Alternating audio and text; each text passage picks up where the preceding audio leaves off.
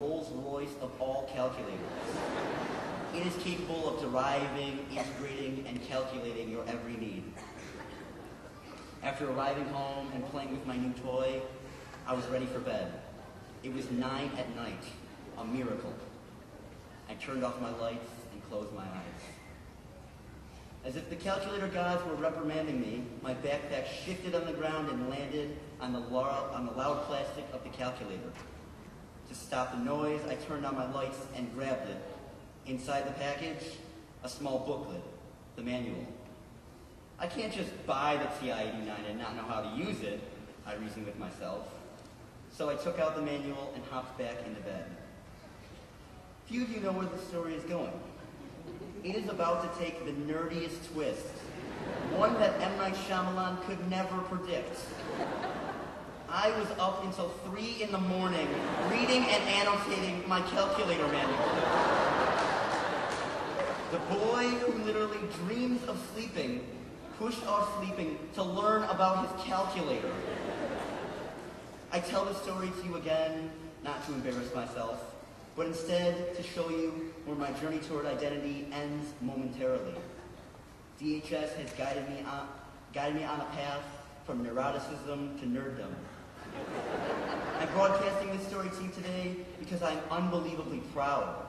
I do not have 1 ounce of shame for who I am today. Each classmate of mine has a journey of his or her own to be proud of, too. Maybe it is the girl who overcame her stage fright of freshman year, and is now starring in musicals and plays.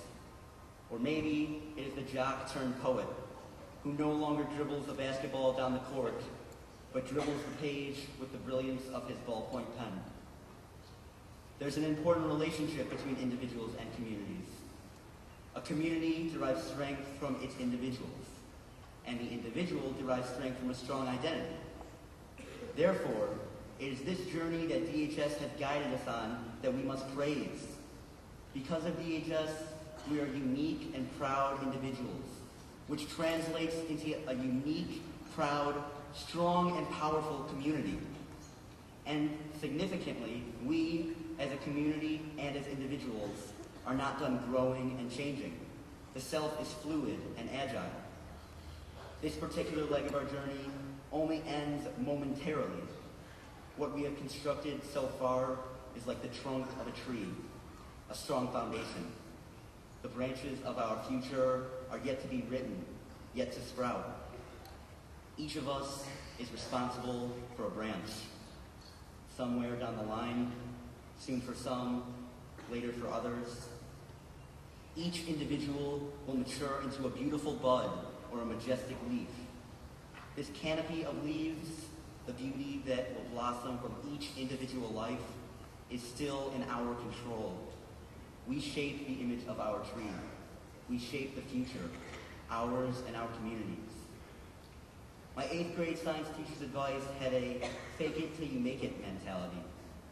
I challenge, there is no need to fake it. Instead, we must simply be present and make it.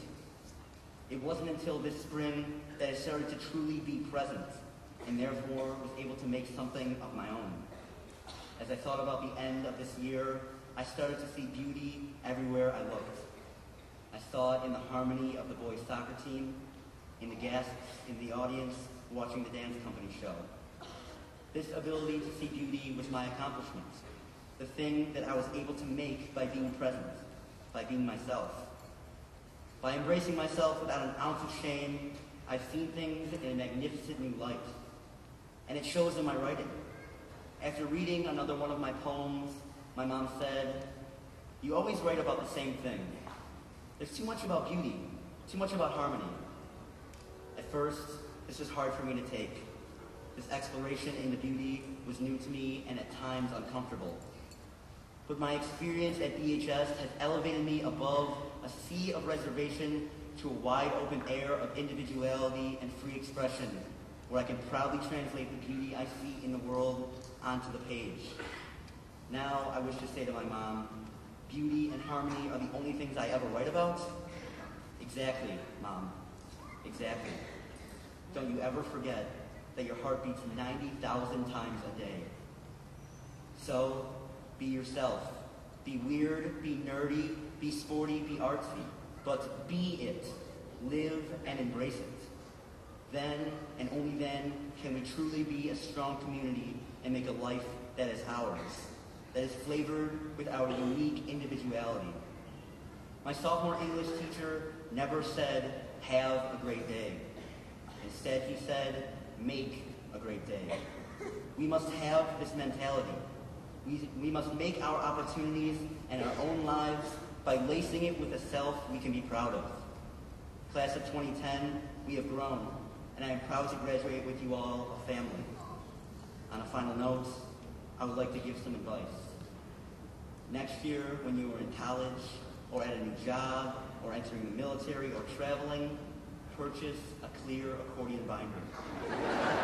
This time, not so you can hide a schedule, but so that you can showcase who you are.